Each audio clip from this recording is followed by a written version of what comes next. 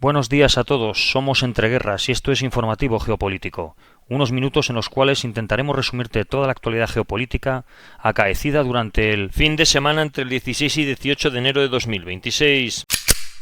Sobre el terreno, en Ucrania, las fuerzas rusas han llevado a cabo ataques contra infraestructuras militares y energéticas en varias regiones de Ucrania, provocando cortes de electricidad y problemas de calefacción y agua en zonas como Odessa, Kyiv y Zaporilla. Cerca de Kharkov se informó de impactos contra elementos del sistema Patriot. En respuesta, formaciones ucranianas realizaron incursiones en regiones del sur de Rusia, causando apagones en Krasnodar y sabotajes en Briansk. En el frente, los combates continuaron en varias direcciones. En Kupiansk, las fuerzas ucranianas mantuvieron avances limitados pese a sufrir pérdidas, mientras que en Slaviansk y Konstantinivka las tropas rusas han progresado en varios sectores. En Zaporilla Oriental se ha tomado Priluki y se ha intensificado la ofensiva hacia Volipoli. También se han registrado enfrentamientos en Pokrovsk, Mirnograd y Novopavlivka, con ataques y contraataques por el control de puntos fuertes clave en toda la línea de combate. Alrededor del 55% de los ucranianos apoyarían la celebración de un referéndum sobre un posible acuerdo de paz para poner fin a la guerra, frente a un 32% que lo rechaza abiertamente. El ministro de Energía de Ucrania afirmó que el país ya no tiene una sola planta de energía completamente operativa. Destacó que la situación energética sigue siendo muy grave, especialmente en Kiev, Odessa y las zonas del frente. Ante la grave crisis de electricidad y calefacción, Ucrania ha habilitado puestos de resiliencia en estaciones de tren para que los civiles puedan calentarse, descansar, recargar dispositivos y acceder a agua y comunicaciones mediante energía de emergencia. Las autoridades ferroviarias prevén abrir medio centenar adicional fuera de la capital y ya emplean también vagones indestructibles con el mismo fin humanitario. En paralelo, el gobierno ha flexibilizado las restricciones del toque de queda para permitir el acceso nocturno a centros de ayuda humanitaria, en un contexto de crisis energética provocada por los ataques rusos a la infraestructura energética del país. En un sentido similar, la inteligencia militar ucraniana ha advertido que Rusia planea atacar subestaciones eléctricas vinculadas a las centrales nucleares activas del país para provocar un colapso total del suministro de electricidad y calefacción. Kiev afirma que Moscú ya ha realizado reconocimientos en varias infraestructuras críticas. Ante el riesgo para la seguridad nuclear, el Organismo Internacional de la Energía Atómica ha anunciado el envío de una misión de evaluación. Ucrania subraya que la energía nuclear es actualmente su principal fuente eléctrica y que cualquier interrupción tendría consecuencias graves también para Europa. Según declaraciones de Volodymyr Zelensky, un importante paquete de ayuda para la defensa aérea habría llegado a Ucrania para ayudar a defender la infraestructura energética, afectada por la crisis energética invernal que afecta al país. El presidente francés Emmanuel Macron ha afirmado que Francia ha sustituido a Estados Unidos como principal proveedor de inteligencia para Ucrania en el contexto de la guerra contra Rusia. Según ha explicado, el peso de París en el apoyo informativo a Kiev ha aumentado de forma sustancial en el último año. Macron aseguró que actualmente 2/3 de la capacidad de inteligencia utilizada por Ucrania proceden de Francia, cuando hace un año dependía mayoritariamente de Estados Unidos. La declaración ha sido realizada durante un discurso ante las Fuerzas Armadas francesas, subrayando el papel central de París en el respaldo militar y estratégico a Kiev. La Comisión Europea está considerando maneras de permitir la rápida adhesión de Ucrania a la Unión Europea como parte de un acuerdo de paz con Rusia, pero sin otorgar a Kiev plenos derechos de membresía que solo se ganarían después de periodos de transición, según dijeron funcionarios de la Unión Europea. En Oriente Próximo, el ejército israelí afirmó que ha llevado a cabo ataques en distintos puntos de la Franja de Gaza en respuesta a lo que ha calificado como una violación grave del alto el fuego en el oeste de Rafah, donde combatientes armados dispararon contra tropas israelíes. Según el comunicado, las fuerzas de defensa de Israel y los servicios de inteligencia interior atacaron a varios miembros de Hamas y de la Yihad Islámica, incluidos algunos de sus comandantes. El ejército israelí ha reconocido haber matado a un palestino en Cisjordania tras informar que sus fuerzas dispararon primero al aire y de luego abatieron a una persona a la que describieron como un terrorista que sostenía una roca cerca de Ramallah. Fuentes palestinas señalaron que la víctima era un niño de 14 años que habría recibido disparos en la espalda y el pecho. El ministro de Defensa israelí Israel Katz ha reaccionado a un reportaje del New York Times que afirmaba, basándose en imágenes satelitales, que Israel continúa destruyendo Gaza actualmente. Katz elogió la actuación de las fuerzas de defensa de Israel y afirmó que las operaciones actuales responden directamente a las órdenes dadas por el gobierno. Subrayó que la instrucción de eliminar hasta el último túnel debe entenderse de forma literal y que ese sigue siendo el objetivo de la campaña militar. Desde la declaración de alto el fuego en Gaza el 10 de octubre de 2025, Israel lo ha incumplido de forma casi diaria, causando cientos de muertos, según autoridades locales. La oficina de medios del gobierno en Gaza afirma que Israel ha cometido al menos 1.193 violaciones del acuerdo entre el 10 de octubre de 2025 y el 9 de enero de 2026, mediante ataques aéreos, artillería y disparos directos. Un análisis de Al Jazeera señala que hasta el 14 de enero Israel atacó Gaza en 82 de los 97 días posteriores al alto el fuego, lo que significa que solamente hubo 15 días sin ataques, muertos o heridos en ese periodo. Donald Trump anunció la creación de la denominada Junta de Paz para Gaza con Marco Rubio, Tony Blair, Steve Witkoff, Jared Kushner y el presidente del Banco Mundial, Ajay Banga, como miembros fundadores. La Casa Blanca ha explicado que la iniciativa se articula en dos órganos, una junta ejecutiva fundadora encargada de supervisar la gobernanza, la reconstrucción, la financiación y la inversión en la Gaza de posguerra, y una junta ejecutiva de Gaza destinada a apoyar la administración del territorio y la prestación de servicios básicos. La junta ejecutiva incluirá figuras internacionales y regionales como Witkoff, Kushner y Blair, junto al ministro de Exteriores de Turquía, Hakan Fidan, el diplomático catarí Al-Tawadi, el jefe de inteligencia egipcio Hassan Rashad, la ministra emiratí Rem Al-Hashimi, el empresario israelí chipriota Yakir Gabay y el exalto cargo de la ONU Sigrid Kaag y Nikolai Mladenov. Este último fue designado alto representante para Gaza, con funciones de enlace y supervisión de los procesos de gobernanza, reconstrucción y coordinación de civiles y seguridad. La iniciativa ha provocado una reacción negativa del gobierno israelí. La oficina del primer ministro Benjamin Netanyahu ha afirmado que la Junta de Paz no fue coordinada con Israel y contradice su política, y anunció que el Ministerio de Exteriores contactará con Marco Rubio al respecto. Aunque no se ha designado ningún funcionario israelí para los comités, sí se ha incluido un empresario de origen israelí entre sus miembros. Altos responsables de defensa israelíes han advertido al liderazgo político de que el plan de paz para Gaza impulsado por Donald Trump ha fortalecido a Hamás. En particular, consideran que la segunda fase del plan y la inclusión de Qatar y Turquía en el Comité de Gestión de Gaza ofrece al grupo margen de maniobra para ganar legitimidad a corto plazo y mantener sus objetivos estratégicos a largo plazo. Según estas evaluaciones, Hamás estaría intentando reconstruir sus capacidades militares y prepararse para atacar a las fuerzas de defensa de Israel en el corto plazo, mientras que a más largo plazo no tendría intención de desarmarse y buscaría replicar el denominado modelo Hezbollah. Los funcionarios creen que el grupo tratará de prolongar el proceso político y desgastar a las partes implicadas mientras avanza la reconstrucción sobre el terreno. Estas preocupaciones también serían compartidas por altos cargos políticos israelíes, incluido el primer ministro Benjamin Netanyahu, que se opone a la participación de Qatar y Turquía debido a sus vínculos con Hamás y a sus posiciones críticas a Israel. La Fuerza Provisional de las Naciones Unidas en el Líbano ha informado de un nuevo incidente con el ejército israelí ocurrido el viernes durante una patrulla cerca de la localidad de Adeiz. Los cascos azules localizaron un artefacto explosivo tras recibir una advertencia de residentes de la zona. Mientras el personal de la ONU aseguraba el área, un dron lanzó una granada que cayó a unos 30 metros de la patrulla. Tras el incidente, las fuerzas de Naciones Unidas han solicitado un alto el fuego al ejército israelí. No se han registrado heridos. En Siria, entre el viernes y el domingo, el noreste del país revivió la mayor configuración de equilibrio de poder desde la derrota territorial del Daesh en 2019, culminando con un alto el fuego general y la integración completa de las fuerzas democráticas sirias en el Estado sirio. El proceso no ha sido gradual ni negociado en condiciones de igualdad, sino el resultado de una ofensiva coordinada, presión militar directa, colapso territorial acelerado y mediación de última hora de los Estados Unidos. El viernes comenzó con una ofensiva psicológica y militar de Damasco, con un ejército sirio que instó públicamente a los combatientes de las fuerzas democráticas sirias en el este de Alepo a desertar, abriendo corredores humanitarios desde Deir Jafir y Mascana. Según el gobernador de Alepo, más de 27.000 civiles abandonaron Deir Jafir, anticipando los combates posteriores. Las fuerzas democráticas sirias rechazaron el llamamiento, acusando a Damasco de intentar dividir las filas y denunciándolo una operación de presión. Efectivos estadounidenses llegaron paralelamente a la zona controlada por las fuerzas democráticas sirias, un movimiento interpretado como señal de contención que duró muy poco. Fuentes militares confirmaron a Reuters que hasta 5 divisiones del ejército sirio estaban listas para lanzar una ofensiva a gran escala en Alepo Oriental y Deir ez-Zor, con el objetivo de forzar concesiones políticas en las estancadas negociaciones sobre la autonomía kurda. El mensaje era muy claro: o integración o pérdida total de la región semiautónoma.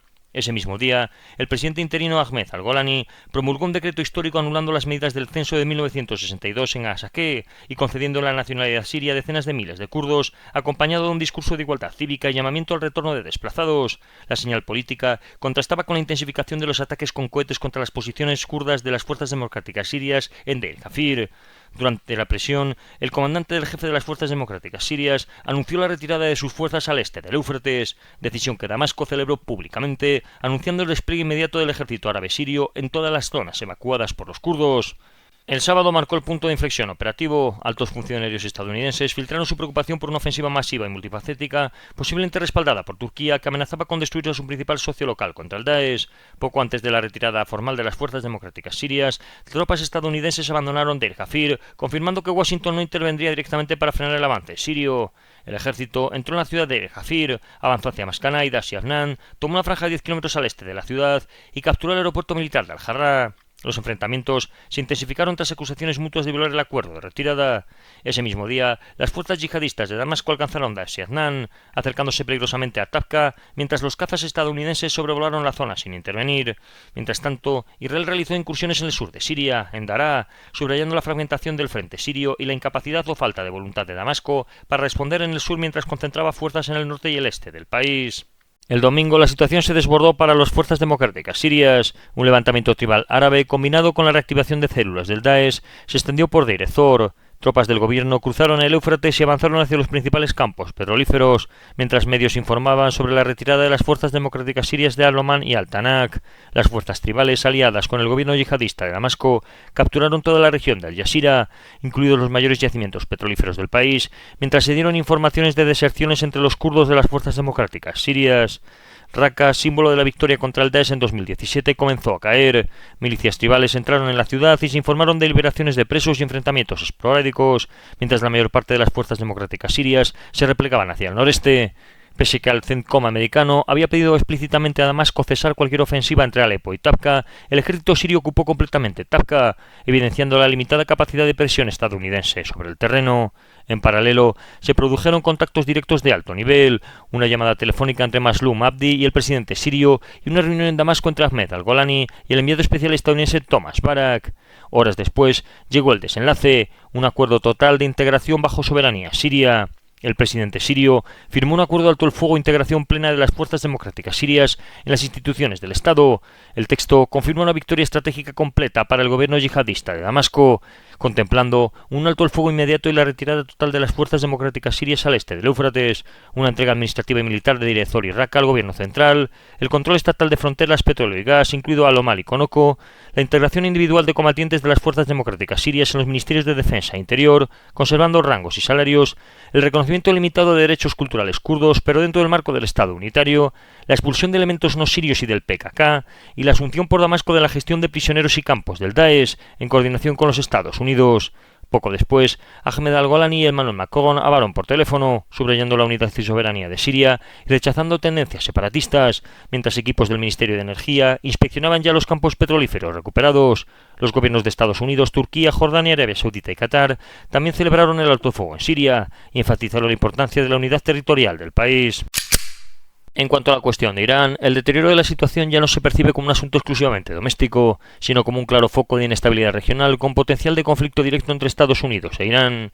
El viernes Washington elevó de nuevo el tono político a través del embajador estadounidense de la ONU, Mike Waltz, que afirmó que Estados Unidos apoya al pueblo de Irán y que Donald Trump ha dejado claro que todas las opciones estarían sobre la mesa. Paralelamente, una fuente de seguridad iraquí confirmó a la CNN que casi 5.000 combatientes de milicias proiraníes iraquíes habrían cruzado a Irán la semana pasada para ayudar a sofocar las protestas, evidenciando que Teherán estaría recurriendo a activos paramilitares externos. Irán prolongó el apagón total de Internet, superando ya las 180 horas y extendiendo incluso el bloqueo de 2019. Organizaciones de monitoreo advirtieron que podría extenderse durante semanas, mientras circulan imágenes de hombres armados disparando contra los manifestantes. Según las autoridades iraníes, 3.000 personas habrían sido arrestadas. En este contexto, Israel elevó su nivel de preparación militar. Las fuerzas de defensa israelíes declararon estar listas en todo momento y a gran escala, tanto ofensiva como defensivamente. Axios confirmó además una segunda llamada telefónica entre Donald Trump y Netanyahu en apenas 2 días, centrada en Irán, lo que refuerza la percepción de coordinación estratégica entre ambos países. Trump introdujo entonces un elemento clave de contención, elogió públicamente la cancelación de más de 800 ejecuciones, agradeciendo al liderazgo iraní la decisión y afirmando que este gesto ha sido determinante para posponer un ataque estadounidense. La amenaza militar quedaba así explícitamente vinculada al comportamiento interno del régimen. Mientras tanto, Nueva Zelanda y Eslovaquia cerraron también sus embajadas en Teherán. La Unión Europea recomendó evitar el espacio aéreo iraní y Irán informó de al menos 52 ejecuciones no políticas en apenas 10 días, subrayando la brutalidad del contenido represivo pese a las concesiones puntuales. El sábado British Airways suspendió vuelos a Bahrein, reflejando el temor a una escalada regional que afectase a todo el Golfo Pérsico. Desde Teherán, el líder supremo Ali Khamenei calificó a Trump de criminal y lo acusó personalmente de involucrarse en la sedición. Al mismo tiempo, surgieron informaciones alarmantes sobre el futuro del país digitalmente aislado. FilterWatch reveló que Irán estaría preparando un Internet de cuartel, un sistema cerrado donde solamente individuos con autorización de seguridad podrían acceder a la red global. Desde el entorno estadounidense, el mensaje volvió a endurecerse. Altos funcionarios dijeron al canal 12 israelí Khamenei que el ataque va a ocurrir y que es solo cuestión de tiempo, mientras que Donald Trump, en declaraciones al medio político, afirmó que la mejor decisión jamás tomada por Khamenei fue no ejecutar a los manifestantes y añadió una frase de enorme carga estratégica, diciendo que es hora de buscar un nuevo liderazgo en Irán. La referencia directa al cambio de liderazgo ha elevado el conflicto del plano coercitivo al plano existencial para el régimen iraní. El domingo, Dan Shapiro, antiguo embajador estadounidense en Israel, afirmó públicamente que cree que Estados Unidos podría intentar matar al líder supremo esta misma semana, señalando además la llegada inminente de un grupo de ataque de portaaviones como facilitador de una ofensiva a gran escala. La respuesta iraní ha sido inmediata. El presidente Masoud Pezeshkian advirtió que cualquier agresión contra Khamenei equivaldría a una guerra total contra la nación iraní. El mismo día, un funcionario iraní ha afirmado que al menos 5.000 personas habrían muerto en las protestas, incluidos unos 500 miembros de las fuerzas de seguridad, atribuyendo a las víctimas a terroristas armados. La cifra, de confirmarse, situaría la crisis entre las más sangrientas desde la Revolución Islámica. Mientras tanto, el cuerpo de la Guardia Revolucionaria Islámica ha patrullado regiones conflictivas como Lorestán, y medios israelíes han confirmado una coordinación estrecha con Washington, dando por hecho que un ataque sigue siendo una opción real. Como elemento adicional de desestabilización, canales estatales iraníes fueron pirateados y transmitieron mensajes del opositor Reza Pahlavi, rompiendo el monopolio informativo del régimen en pleno apagón de Internet. El ejército de Estados Unidos ha abandonado el domingo por completo las instalaciones de la base militar iraquí de Ain al-Assad y las autoridades militares de Irak han asumido su control, unos 5 meses después del acuerdo entre Washington y Bagdad para la salida progresiva de las fuerzas estadounidenses entre 2025 y 2026. Unos 12 cazas F-15 de la Fuerza Aérea estadounidense fueron desplegados en la base aérea de Mukaf Salti en Jordania desde Inglaterra durante el día del domingo. Hutíes mandaron una amenaza en hebreo y en árabe diciendo que no durarán en atacar militarmente cualquier posición israelí que se establezca en territorio somalí. En Europa se ha producido un gesto diplomático poco habitual en Varsovia, donde diplomáticos rusos conmemoraron el 81º aniversario de la liberación de la ciudad de la ocupación nazi, en un contexto de fuerte deterioro de las relaciones entre Moscú y Polonia. El acto se ha producido en medio de una escalada de tensiones bilaterales tras la detención en Polonia del arqueólogo ruso Alexander Butyagin a solicitud de Ucrania. Rusia ha calificado el arresto de políticamente motivado, ha convocado al embajador polaco y ha exigido la liberación inmediata de Butyagin, advirtiendo expresamente contra cualquier posible extradición a Kiev. El primer ministro húngaro Viktor Orbán ha reiterado que Hungría no participará en la guerra de Ucrania ni financiera ni militarmente y ha rechazado los nuevos planes de financiación de la Unión Europea, denunciando presiones de Bruselas. Afirmó que su país, junto con Chequia y Eslovaquia, se ha desmarcado de nuevos préstamos europeos para Ucrania y ha advertido que no comprometerá la soberanía ni el interés nacional húngaros. Orbán cuestionó la viabilidad de derrotar a Rusia y ha criticado el coste del apoyo europeo, subrayando que Hungría no enviará tropas, armas ni fondos mientras el gobierno impulsa una consulta nacional para respaldar esta postura. En cuanto a Groenlandia, el viernes el presidente Donald Trump advirtió que su administración podría imponer aranceles a los países que no respalden su plan sobre la isla. En paralelo, personal y equipos militares de varios países europeos, incluidos Dinamarca, Reino Unido, Finlandia, Francia, Alemania, Noruega, Suecia y Países Bajos, comenzaron a llegar a Groenlandia como parte del equipo avanzado del ejercicio Arctic Sentry, destinado a reforzar la defensa de la isla y del Ártico en general. El despliegue se presentó como limitado y preliminar. El sábado, el jefe del Comando Ártico Conjunto de Dinamarca, el general Søren Andersen, declaró que la planificación militar danesa está orientada a contrarrestar una posible actividad rusa, no a la actividad estadounidense. Ese mismo día, Reuters informó que Donald Trump prometió implementar una ola escalonada de aranceles contra países europeos hasta que Estados Unidos pueda comprar Groenlandia. Según el anuncio en Truth Social, el 1 de febrero entrarían en vigor aranceles de 10% contra los países participantes y aumentarían al 25% el 1 de junio y se mantendrían hasta alcanzar un acuerdo. Trump justificó la medida alegando que Estados Unidos ha subvencionado durante décadas la seguridad europea y que ahora la paz mundial estaría en juego.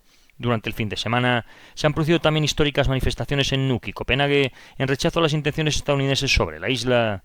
El domingo, el presidente francés Emmanuel Macron anunció que solicitaría la activación del mecanismo anticoerción de la Unión Europea, calificando la amenaza de aranceles como inaceptable. El mismo día, el diario alemán Bild informó de la retirada abrupta del contingente de 15 soldados alemanes de reconocimiento que había llegado a Groenlandia apenas 44 horas antes, por orden directa de Berlín y sin explicaciones públicas, lo que ha generado interrogantes sobre la coordinación interna de Europa. Desde España, el presidente Pedro Sánchez confirmó que una hipotética invasión estadounidense sería la carta de defunción de la OTAN y beneficiaría políticamente a Rusia. Defendió avanzar hacia una defensa europea más integrada, incluso sin unanimidad, y señaló que cualquier preocupación legítima de cualquier Estado sobre el Ártico debería abordarse dentro del Consejo Atlántico. El gobierno español confirmó que evalúa la posibilidad de enviar tropas sin una decisión tomada todavía. En Washington, el secretario del Tesoro de Estados Unidos defendió los aranceles como una decisión estratégica y afirmó que el control estadounidense de Groenlandia es, a su juicio, el mejor resultado para evitar un conflicto mayor. Según el Financial Times, varias capitales europeas estudian medidas de represalia que podrían incluir aranceles por hasta 93.000 millones de euros o restricciones a empresas estadounidenses. Sin embargo, Reuters ha citado a un diplomático europeo señalando que la Unión no adoptará por ahora medidas inmediatas, reflejando la cautela y las divisiones internas dentro del bloque. En Estados Unidos, María Corina Machado ha entregado en una reunión privada en la Casa Blanca a Donald Trump la medalla original de oro del Premio Nobel de la Paz, acompañada de un mensaje de agradecimiento por su liderazgo y apoyo a la libertad y democracia en Venezuela. La administración Trump no ha ofrecido detalles del encuentro y la portavoz de la Casa Blanca afirmó que por ahora la postura del presidente no ha cambiado. Estados Unidos y Taiwán han acordado una inversión de 250.000 millones de dólares en semiconductores a cambio de aranceles reducidos. Taiwán invertirá en el sector tecnológico y de semiconductores estadounidense, mientras Washington limitará los aranceles a un máximo del 15%. El Departamento del Tesoro de Estados Unidos ha anunciado sanciones contra 21 personas, entidades y un buque por su participación en el transporte de productos petroleros y armas y brindar apoyo a los hutíes.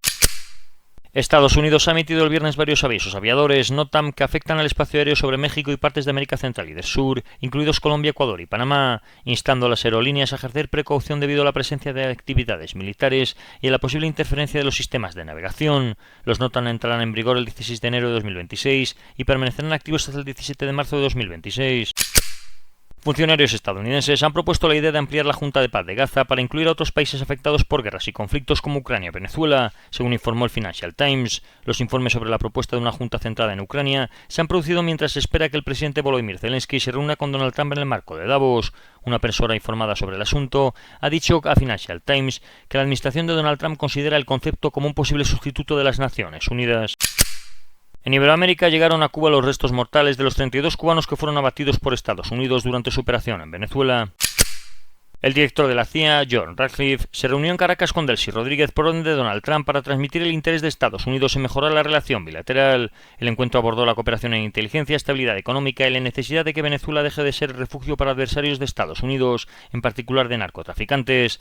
Para la administración de Donald Trump, la visita buscaba respaldar a Rodríguez y enviar una señal de confianza y voluntad de colaboración entre ambos gobiernos. En Asia, el primer ministro canadiense Mark Carney se reunió en Pekín con el presidente Xi Jinping y destacó el inicio de una nueva asociación estratégica entre ambos países, en la primera visita del líder canadiense a China en 8 años. Canadá ha reafirmado su adhesión a la política de una sola China y busca con este acercamiento diversificar sus relaciones exteriores y reducir su dependencia comercial de los Estados Unidos.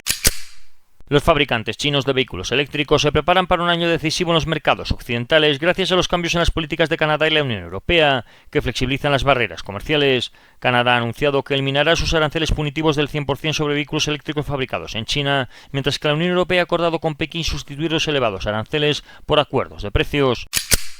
El Ejército Popular de Liberación de China ha confirmado el sábado el envío de un dron a las inmediaciones de la isla de Pratas, bajo control de Taiwán, en un nuevo episodio de tensión en el estrecho. Pekín afirmó que se trató de un ejercicio aéreo rutinario y legítimo en torno a la isla de Gonsha, como denomina China a este enclave, dentro del área supervisada por su comando Teatro Sur. Taipei ha calificado el incidente de altamente provocador e irresponsable y ha advertido de que este tipo de acciones contribuyen a deteriorar la estabilidad regional y a vulnerar las normas internacionales. En África, Marruecos y Pakistán han firmado un acuerdo de cooperación en materia de defensa en Rabat durante una visita oficial del ministro de Defensa de Pakistán. El acuerdo se centra en la cooperación en áreas clave como entrenamiento, ejercicios militares conjuntos, ciberseguridad, industria de defensa, salud militar e intercambio de conocimientos. Tras presiones por parte de Estados Unidos, Marruecos y la República Saharaui se están preparando para llevar a cabo negociaciones sobre el futuro del Sáhara Occidental. Se espera que delegaciones de ambos países se reúnan en Washington junto con enviados de países vecinos, Argelia y Mauritania, en un formato que Rabat había reclamado en el pasado para no reunirse únicamente con representantes del Frente Polisario. Y esto ha sido todo por hoy. Si queréis profundizar en las noticias que hemos comentado, leer alguna de ellas o visualizar diferentes vídeos de actualidad, os recordamos que estamos en la aplicación Telegram, con nombre de usuario @entre_guerras. Que tengan un buen día y recuerden el main.